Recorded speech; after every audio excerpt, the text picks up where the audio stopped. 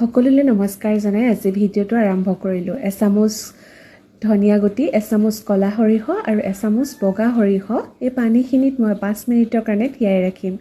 এতিয়া মই আদা, নহৰু, পিঁয়াজ গোটেইখিনি এটা মিক্সি জাৰত দি দিম আৰু এটা জলকীয়াও দি দিব পাৰে।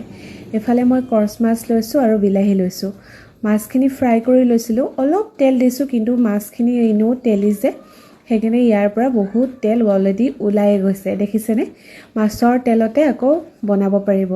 সেই যে তেল কেপিচ দেখিছে, এই কেপিচৰ পৰা যথেষ্ট তেল ওলাইছে, গতিকে ইয়াতে মই আকৌ বনাব পাৰিম আৰু এক্সট্ৰাকৈ তেল আৰু নিদিওঁ।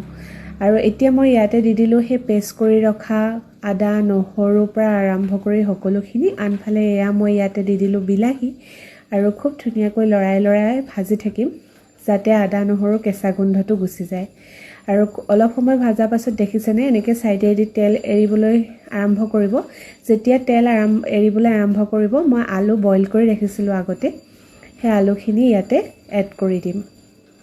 তাৰ পাছতে পানী ঢালি মাছখিনি দি দিম। বৰ সহজ হয়, বনাব পাৰে, খাবলৈও খুব ভাল হৈছিলে। মই এনেদৰে বনালোঁ।